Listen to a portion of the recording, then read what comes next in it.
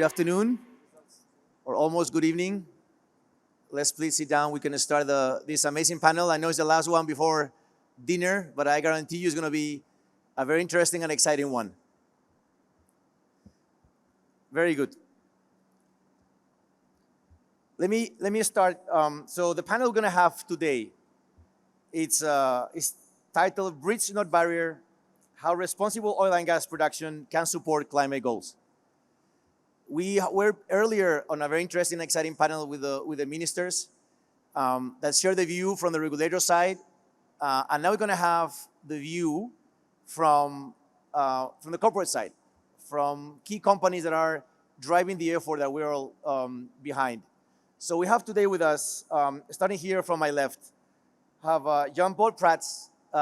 He's the CEO of Petrobras, the Brazilian national oil company.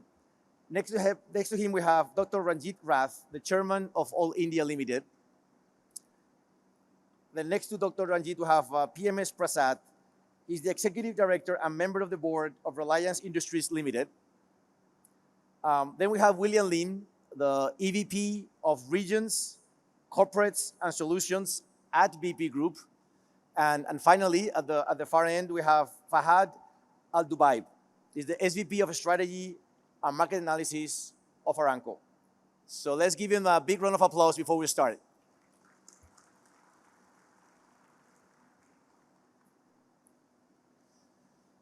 Very good. So we all know that the energy transition needs to happen. But we also know that it has to happen in the right way, at the right time, and taking into account the energy trilemma: sustainability, affordability, and of course, as we painfully experienced over the past years, security of supply. We also saw how in COP28, we made some real progress with some real commitments around RE, but also some real commitments around the oil and gas sector, including things like methane. What we also know is that in any realistic scenario, responsible oil and gas will need to play a role. And I think we have great speakers today to share their view on how that role needs to be played. So let me start with asking one question to all five of our panelists. I would love to hear from each one of you, and we'll start with you, Jean Paul, on what is the role, in your mind, the role that oil and gas should play in the energy transition, and what are the implications on how oil and gas companies can adapt their business models to remain viable and strong in this new context. Good evening to everyone. Jaime, let me start by trying to say what energy transition is not. Energy transition is certainly not rupture. It's not like new technology that replaces another one and trashes some old technology in 2 or 3 years. It's not that. Some people may think it is. It is not that thing. This involves all humanity. Everything that we do, all that is here is energy somehow. So it's not rupture. It's not trauma. It's not irresponsibility. It has to be done in a wise way. And we as humanity have been dependent on coal, hydrocarbons for centuries, massively. So we will not and shall not be irresponsible to think that we can live without it all of a sudden. This will take several decades. And moreover, oil, gas, traditional forms of energy, new reserves that will need to be replaced in the next 2 or 3 decades still will be crucial not only for us to survive, but also to finance energy transition, to accelerate energy transition. So it's a fantastic dilemma. It looks like completely incongruent, it's completely converse, but it is not. All this thing is involved in itself. It's a cycle, just like any other big cycle humanity had to face. So this is what, in my view, is energy transition. Thank you very much, Jean Paul. And Indeed, we've been in other transitions before. It's not the first one that we experienced in the energy sector, right? Dr. Ranjit, same question to you. What is the role that it should play, oil and gas, in the transition? Well, first of all, a warm good afternoon or good evening to everybody, and thank you very much for hosting us. To us, actually, energy transition is inevitable. Now, the extent of inevitability is geographic specific, it is country specific, and it is operator specific also. So when you have a distinct area left for exploration to be undertaken, for you, the transition story could be 2 decades or 3 decades. But if you are a smaller economy, much evolved economy, then the transition story will be distinctly different. From an Oil India point of view or an Indian context, for us, the transition is about something like 2 decades to 3 decades. And when you have 1.4 billion people, aaj, the consumer of energy, which is ever energy hungry, the story has to unfold concurrently. So huge areas to be explored, production has to be maintained to look after your import substitution, and concurrently you have to play out the alternative energy portfolio. And as part of alternative energy portfolio, we would also look at the possibility of import substitution through biofuels and otherwise, so that you could create the blending narrative. So it is actually a market-driven, consumer-driven, and when we have unlocked and a huge area is already available today for exploration in deep and ultra-deep waters, to me it has to coexist. And if you don't invest in conventional energy, you would actually create the revenue stream from conventional energy to meet your alternative energy portfolio. So that's a nice synergistic gain or a synergy that one could see. That's what is panning out in India. Okay, many thanks for those thoughts. Indeed, you are also thinking about the coexistence and the fact that it's not a rupture. It's an evolution that has to come together, right? And of course, making it sustainable for, in this case, the India context. Prasad? Good afternoon. Thank you, Hemi.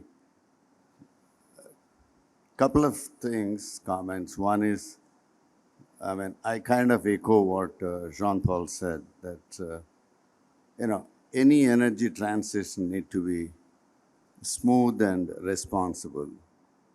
And coming to the context of India, it also need to be affordable. You people call it as energy trilemma, the affordability, sustainability, and energy security. So we need to look at it from that context. So whatever we do, it should not create disruption. It should be a smooth transition. It should be responsible in the means, just because we are saying there should be no disruption, oil and gas companies cannot run amok, right?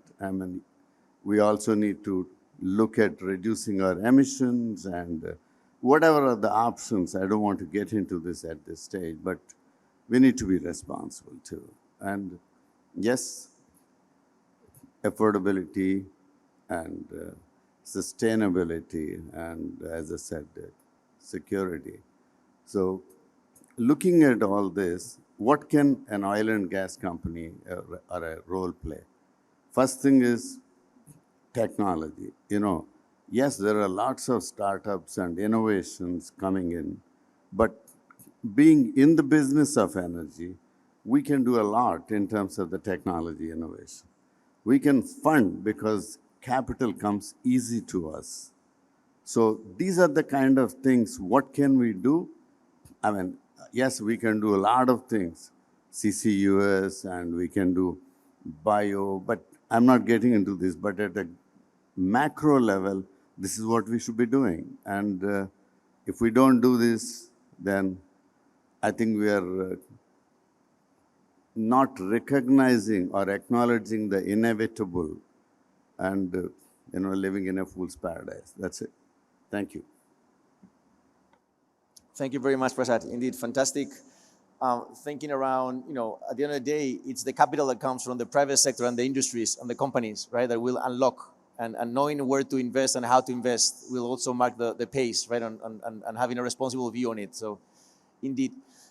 William, BP, your company, right, has been very active also in the role that it has to play in the process, in the role that oil and gas has to play in the transition.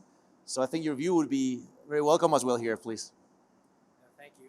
Good afternoon. I'll just add a few points because my colleagues have articulated quite well. I'll just state a few obvious points. I think everyone knows that energy is vital for human progress. We know that. We also know that the population of the world is increasing significantly. I think we have 8 billion people on the planet, and by 2050 it'll be close to 10 billion, 9.7, 9.8 billion, and all those people will need energy. So I think there's no question that all forms of energy are needed, and certainly in the near term, whilst new businesses, these new transition vectors, these transition businesses are being established, we need to continue to deliver hydrocarbons in a responsible way, but in a stable way, and in a secure way. And I think the recent conflicts in the world should have reminded us of that. With the Ukraine war, for instance, it was a 3% disruption in supply, but a 7-fold increase in price. And everyone felt that shock all through Europe, all through the world, actually. So we can't allow that kind of disruption. We have to manage the energy systems in a balanced way, in a secure way. And I think we need to continue to invest, and as BP, we'll continue to invest in our hydrocarbon business, particularly, I think, in low-cost oil, in resilient oil, but also in gas and LNG. And here we are in India, where I think it's a great example of that, where they have existing hydrocarbons. They are moving towards gas and LNG, whilst still having very, very clear policies around hydrogen, around green hydrogen, around biofuels, just as we are in BP, where we're investing in biofuels and SAF, in hydrogen and renewables, and also in EV charging to decarbonize mobility. So it is both, and it's just, as my colleagues mentioned, the word transition means it takes time, and it's going to take time for those new businesses to be established. Some take longer than others, but in the meantime, we still have to deliver energy to the world responsibly, and we have to try to reduce our carbon footprint in doing so.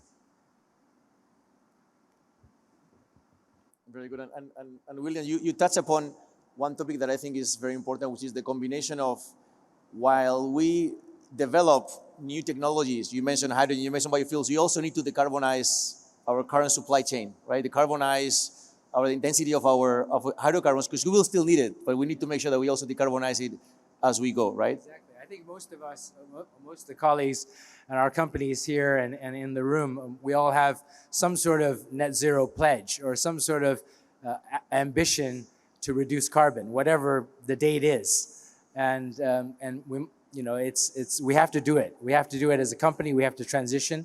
So we have to reduce our own carbon footprint, but also in the process, we have to help the world decarbonize and hopefully transition our businesses to businesses that are low carbon to help the world. Thank you so much. Fahad, I think you are the last one. Sometimes being the last one is a blessing, sometimes it's not, because many things have been said already. So I'll let you share your thoughts. Good afternoon, everyone. It brings me such a pleasure to be on such a distinguished panel. For us in Aramco, as the leading energy and chemicals company, I'd like to talk about what we're doing as an oil and gas company and not what can we do. In Aramco, we're trying to address two of the biggest challenges people are facing. Number one, how to meet the growing energy demand, and the other is how can we provide the world with lower emissions through their energy. On the first part, I believe we're doing a lot as a company, not only in investing in upstream, but rather reducing our emissions. Our upstream carbon intensity is among the lowest in our industry. Our methane emission intensity is among the lowest, and the same goes for our flaring intensity. On the second part, as far as providing the world with cleaner energy, we're investing a lot in going downstream our value chain, into refining, into chemicals. And this is bringing us closer to our customers. And this is giving us an advantage to better understand how will our customers transition as a prerequisite for us to transitioning with them. So this is one aspect of the business model you're talking about. Closer and customer intimacy as a means of transitioning with the pace your customers are going through. The other aspect is the technology aspect. A lot of people think of oil and gas companies as purely an oil and gas. But in reality, we're a technology company, we're an engineering company, and we're sitting on a lot of data. So digitization plays a big role in our business and our automation. And this is a huge advantage that will help us address some of the climate issues and reduce our emissions. And this is, to be frank, what has helped us as a company achieve the leadership that we have had. On that front, I think the business model also is, we're evolving more and more into a business model where you should be accepting to be disrupted by technology. And this is the whole idea of the venture capital fund we have. The idea is to invest in companies and use these companies and their technologies to disrupt our business model. And the other aspect is, as you venture into new areas, such as CCUS or renewables, you want to leverage the capabilities you have, but you also want to do this with partners who have leadership or access into the market. We're doing a lot as far as the energy transition, but as we go forward, we'll be doing more and more through stakeholders and through partners, and not on our own. Excellent. Thank you very much, Fahad. And I think you brought two very interesting perspectives here. One is the fact that technology will definitely play a role, but also the fact that it's been a role in the oil and gas industry forever. If we look at the evolution of the sector, right, how technology evolved and the kind of things that the industry has been doing over the years is of tremendous achievement, right? And also you talked about the view of the consumer. Many times we end up taking the view of the supply, and we're forcing the suppliers to be the ones forcing the transition. And we need to also take into account the view of the consumer, which at the end of the day is the one that will be demanding the products.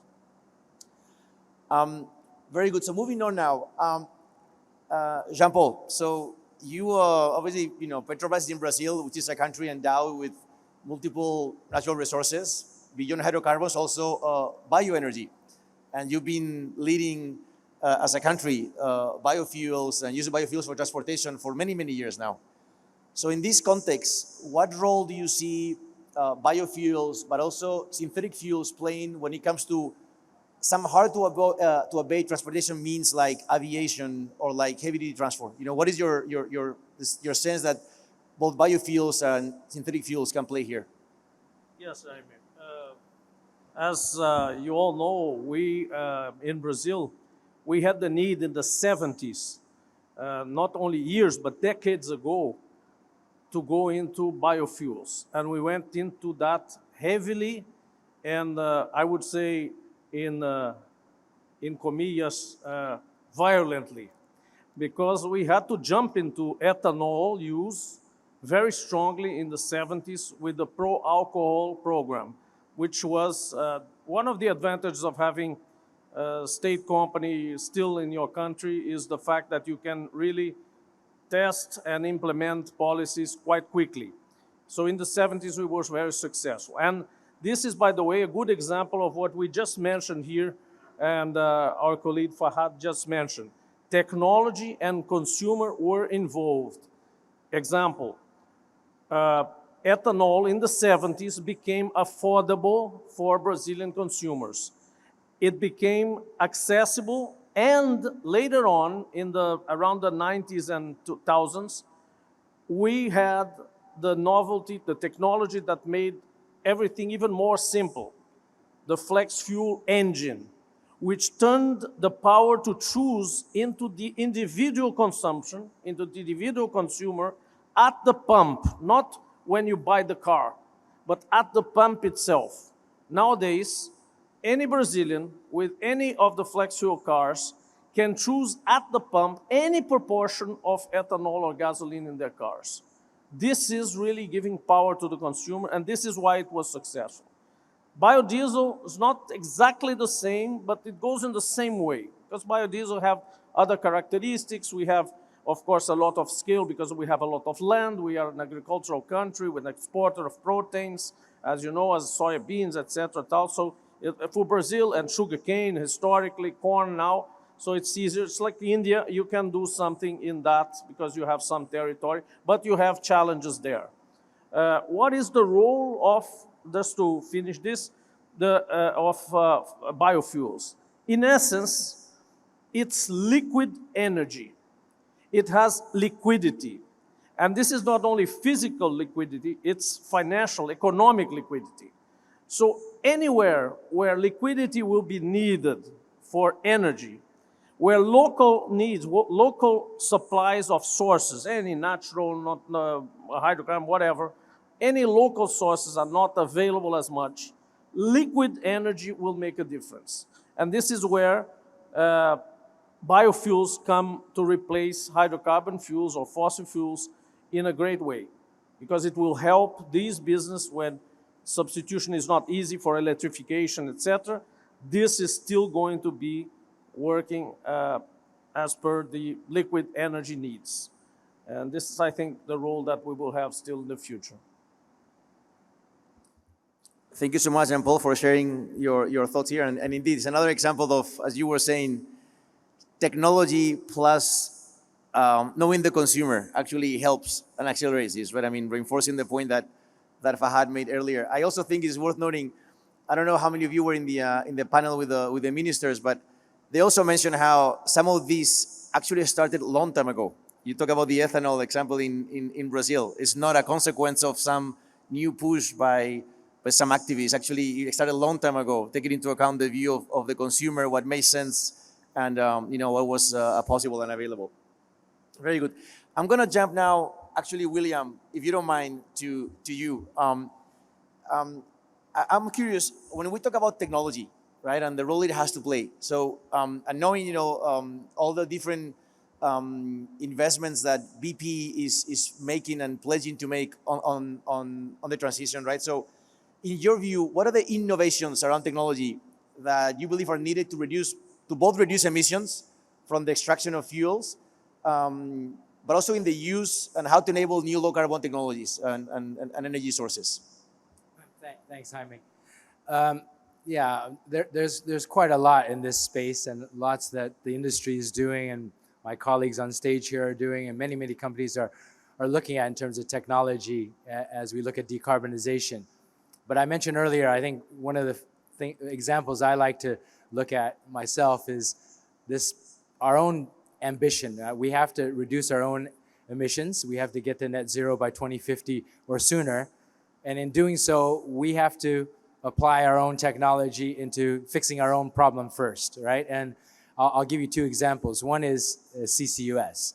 So we have got to be able to capture, utilize, and sequester carbon if we are to get to net zero ourselves for our own operational emissions.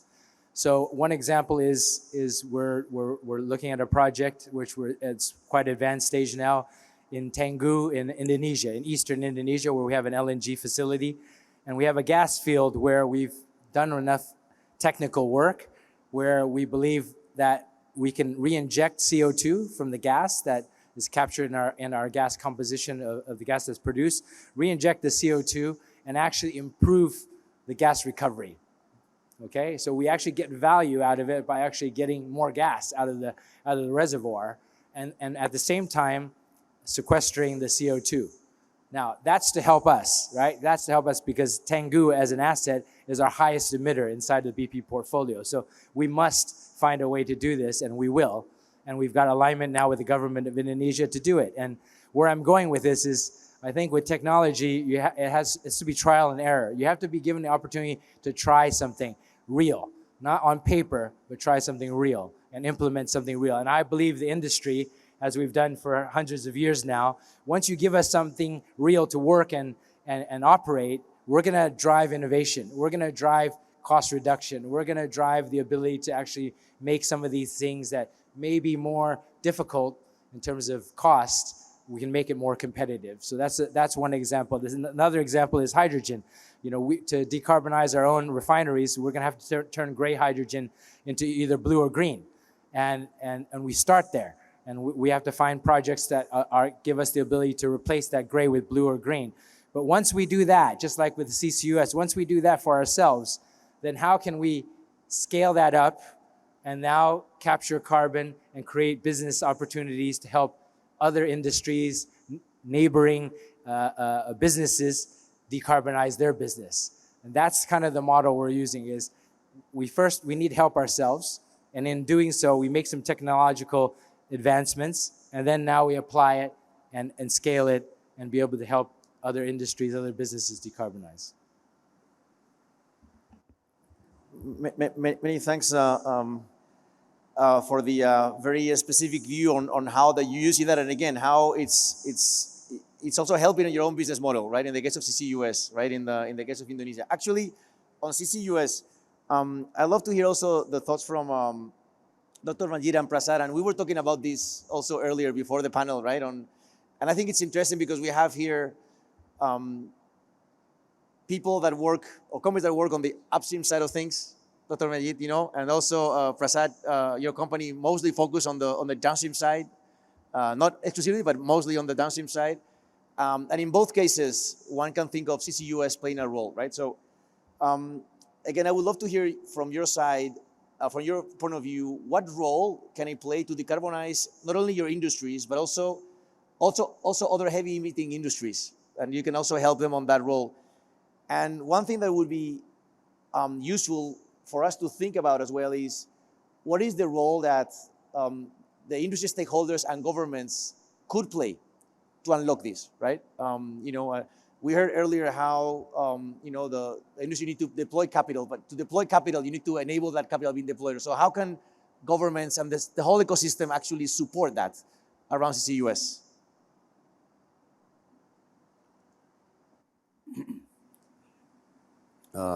Two, three things. One, I'm not trying to take away anything from Dr. Rath, but we do have a small upstream, but ultimately here, what we try to do, we have only deep water fields producing mostly gas and a little bit of oil. What do we try to do as a responsible player? And I'll come to the technology part. And I mean, we are trying to minimize our own internal energy consumption, thereby increasing the efficiency and reducing the emissions. Two is, to the extent possible, even in upstream, like if I have an internal energy consumption, why do I use gas, which is not natural? I'm trying to see, can I go to solar? Can I go to doing something else?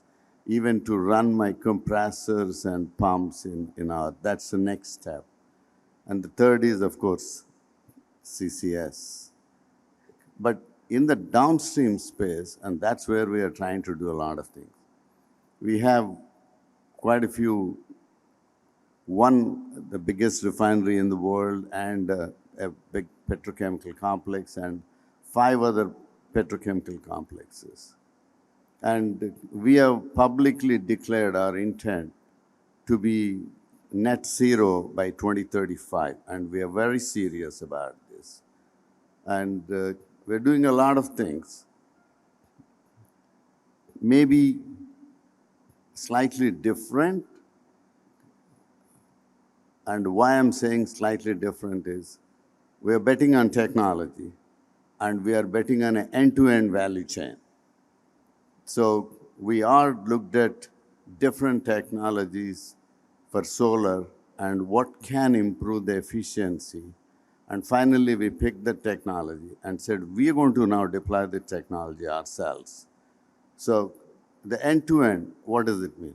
You start with quartz sand and start with metallic silica to polysilicon to ingots and cells and films and modules all the way, including the glass required to make the modules.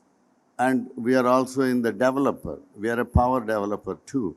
So deploy these to generate solar energy and use it to, use the renewable power not for business, but internally, captively, to turn our refineries and petrochemical complexes into green. So that's what we are doing. And to do this, we ourselves are setting up a 20 gigawatt per year capacity gigafactories to produce the solar modules, all the way from starting from the beginning, from metallic silica. Similarly, we are now developing the battery technologies. We are betting on 2, 3 technologies. Some of them we are doing on our own, and some of them we are developing, working with partners. And we are going to make the batteries. So these are for energy storage. So combining the solar and the batteries, but at the same time to increase the system efficiency and the CUF, we're also looking at opportunities for onshore wind and hopefully soon offshore wind. Again, there the approach is you start with the basic chemicals, start with propylene to acrylonitrile to carbon fiber precursors, make the carbon fiber, and see, can I make most of the turbine blades and the pultrusion ourselves? That's the way to reduce the cost and make it affordable. It has to have a business case, right? As William said.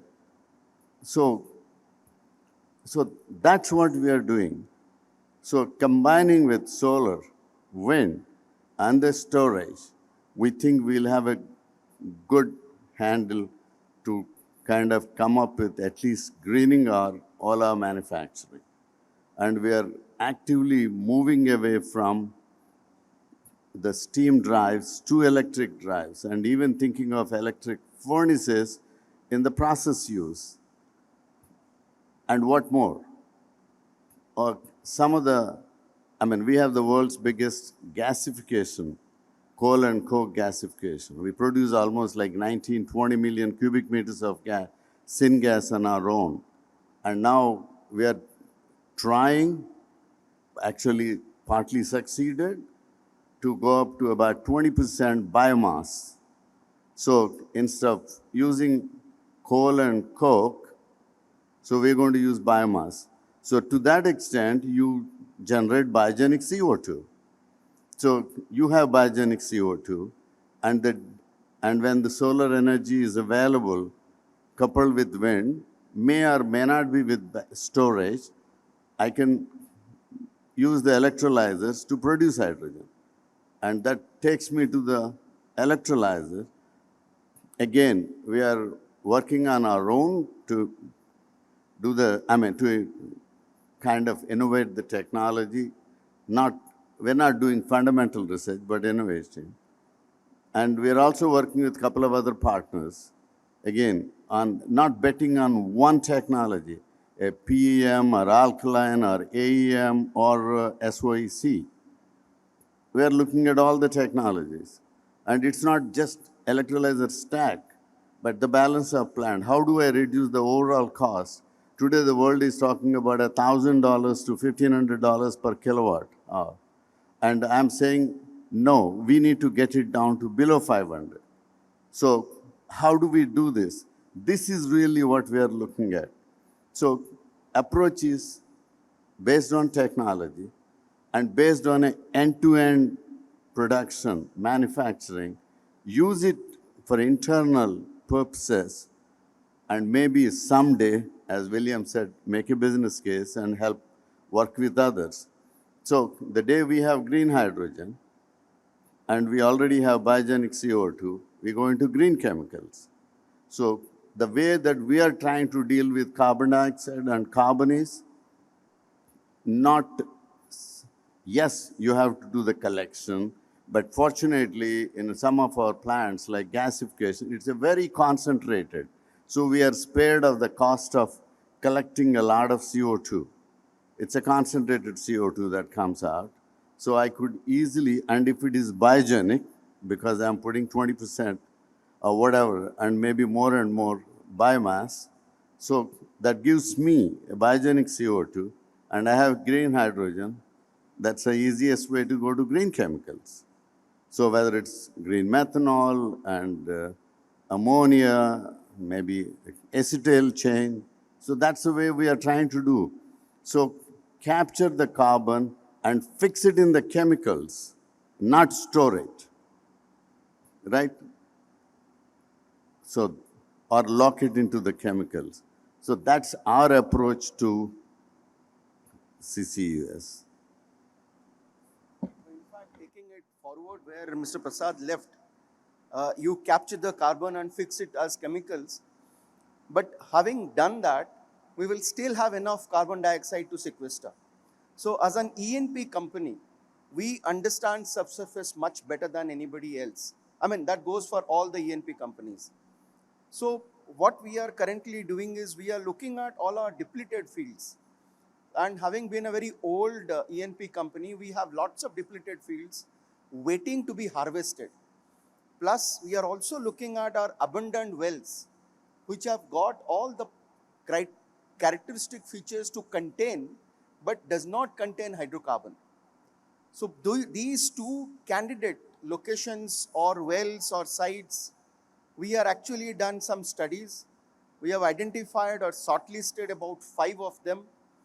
And we are looking at a depth of about 1,000 meter plus and excellent porous sandstone formation, so which is otherwise would have got hydrocarbon in it or natural gas in it. Now we are going to inject CO2. So that study in terms of both static modeling, how the CO2 would behave within the formation, and dynamic modeling, how the CO2 in a critical mass would behave or contain or not. So all that studies are being performed as we speak. Similarly, we are also looking at capturing the pure CO2 primarily from a petrochemical plant, which is relatively better CO2, I would say, in comparison to the off gases of refineries. We are doing carbonic acid or CO2 injected in water for the purpose of enhanced oil recovery. So both these options or opportunities, I would say, are under application. The CO2 EOR is much lesser in component as far as CO2 utilization is concerned.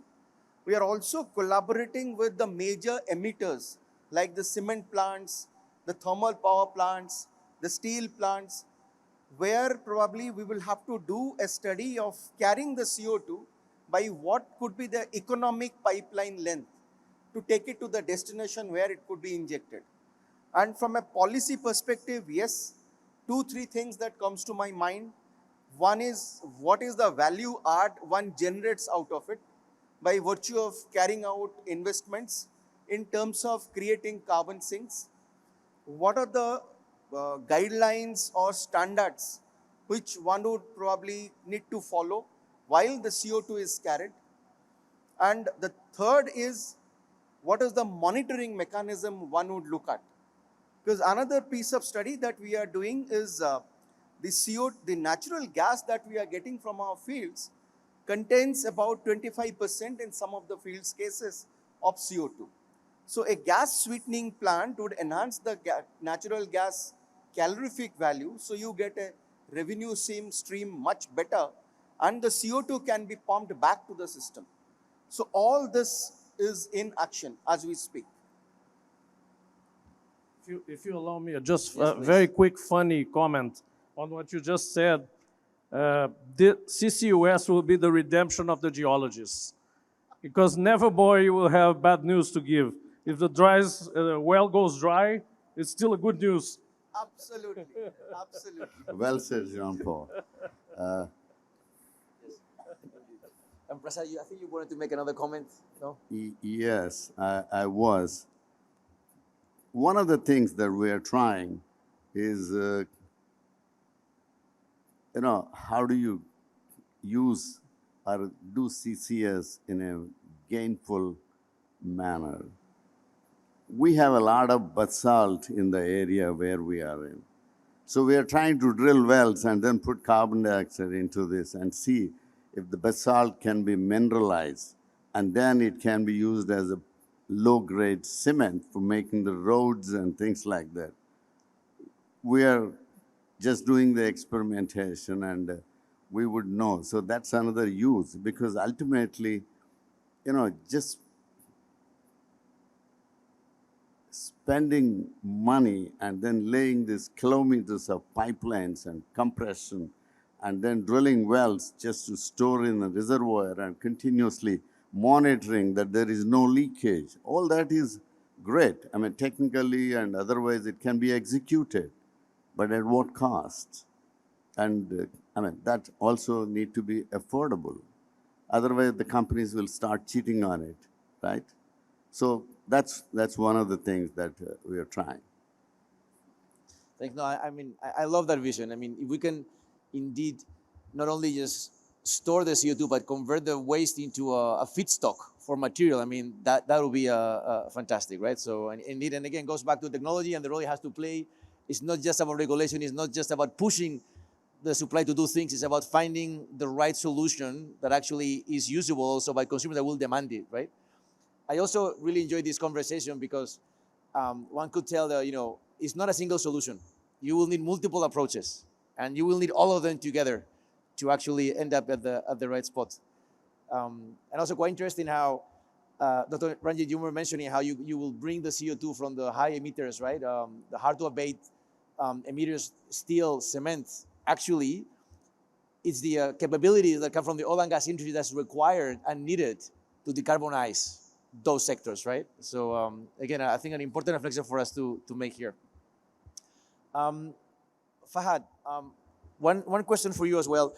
And we've been hearing how regulation, Dr. Ranjit was talking about the different regulation that's required to actually make CCUS viable today, right? So in your view, what could be the things, and how could the different stakeholders in the industry, how could they work together to enable that regulation that will enable the investment both to decarbonize current operations, but also to develop these new technologies that we're talking about, right? What are those things that the sector could do together?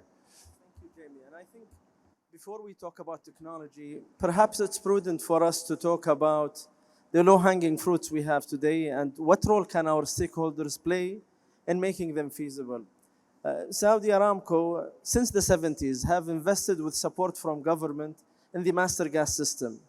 And the idea behind this system was to capture the gas that we used to flare back in the days and channel it into industrialization opportunities. This, in the process, has helped us not only industrialize, but also reduce emissions by up to 100 million tons of CO2 per annum. And we did not stop there. We've invested in leak detection programs, in valves that will help you reduce these emissions. And this is why we have the leading track record today in flaring, routine flaring, or methane intensity, or CO2 emissions. I think the opportunity, as the esteemed members have mentioned, is to look at every possible technology that can help us succeed. Our commitment to net zero hinges on 4 pillars. Number 1 is energy efficiency. And there is a huge opportunity for energy efficiency. Demand side management holds a big promise for a lot of the companies and consumers. The other is investing in renewables, not only outside of your operations, but even within your operations. We're also looking at investing in hydrogen. We have been going around looking for customers to buy the hydrogen. We haven't been successful because the economics matter at the end, and a lot of the customers are saying, we're waiting for incentives before we can commit. As you know, the blue hydrogen is way expensive, and the green is even more expensive than the alternative energy options. But definitely scaling a lot of these technologies will do help. We're also developing a 9 million ton per annum carbon capture and sequestration in Saudi Arabia, which we hope to be complete by 2027. This will help us decarbonize as a company, but it will also unleash an industry where carbon is used for other purposes. We're also piloting direct air capture. We're piloting CO2 into mineralization as a means of capturing it. We're piloting CO2 in concrete as an opportunity for us to use that concrete without impacting the curing of concrete in a cost-effective way. So we're seeing a lot of innovation that's happening, but I think working with your customers, working with your stakeholders, and creating that dialogue. In 2012, we created a coalition, an oil and gas climate initiative that involved 12 leading oil and gas companies. And the idea was for us to co-invest in opportunities that we think might be a breakthrough and also share best practices. We didn't stop there. Last year in COP, we announced the Oil and Gas Decarbonization Charter. We have 50 companies that are signatory, both national oil companies and international oil companies. 60% of the 50 companies are national oil companies, and they are all working together to commit to net zero objectives, reducing their methane intensity and emissions, and learning from each other. This holds a huge promise, and it's truly a commitment by the industry and shows that we're part of the solution and not unlike other, or so many people think that we are part of the problem. We always say that the world will lead oil and gas and almost all forms of fuel. We need to make sure that emissions are being addressed in the best interest of consumers and businesses alike. Very good. Thank you so much, Fahad. And I think we're coming almost to the end of the panel. So I'm gonna, before we close, I'm gonna ask now each of the panelists to share a short, sharp sentence of, that in your mind summarizes what we've been discussing in this panel. Now this time, I will start from the very end, Fahad, so you don't have the disadvantage of being the last one, and I will end up being Jean Paul. Before I give you I'll ask you to please share your views. I just want to also share a couple of thoughts that I think came throughout the discussion today. So first of all, I think what's very encouraging is how real it is for all of you and all your companies, the effort to decarbonize. I mean, we even heard, like 2035 as the year of the target for net zero, right, in some of the cases. So it's a real effort. But we also heard the importance of pace and the right pace, meaning not too fast, not too slow. We saw how these 3% of supply issues on the gas supply because of the Ukraine war actually led to 7-fold price increase. So it's the right pace that's required, right? I'm going to say it for the 10th time today, but the role that technology and consumers need to play, I think we heard some amazing examples today. And lastly, my last thought is on the importance of the multiple solutions. It's not a single solution here. All of you have a different way of solving the problem. All you are experimenting different things, so quite encouraging. But now, please, Fahad, perhaps now we start with you, and we work all the way to this side. Thank you, Jamie. And I think as we venture into this pathway of energy transition, it's important for us to be guided by the numbers and not by emotions. Economics do matter, and at the end, they prevail. Number two, I think the pace of the transition will depend on the pace of trust with our stakeholders and the speed of science and technology. So we need to be cognizant of these two drivers of the speed of transition. Yeah, Jaime. For me, I think listening to this panel and this discussion, my takeaway is the oil and gas industry and energy companies have a critical role to play in the energy transition. I think we all talked about it. It's the technology, it's the skills, it's the capability. It's not just the capital. Yes, we have a lot of capital to deploy as well, but I think it's more about the knowledge, the experience, the technology, the skills to create these new value chains, right? Things like hydrogen remind me a lot of the days of creating the LNG value chain in the very, very early days. You have to put the chain together. You have to have a supply, demand. You have to have customers, as Farhad said. You have to figure out a way to transport it.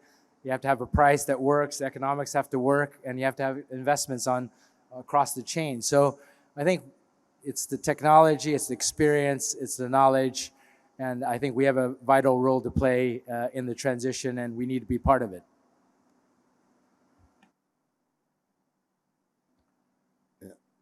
I think what William said makes sense. And it's really what, I mean, if I would like to summarize, maybe I add one thing on the garment too, is really how efficient you can be in reducing the emissions in the first place. And also in terms of your, and the second is the capital efficiency. Ultimately, you have to make this affordable, whatever we do in the transition.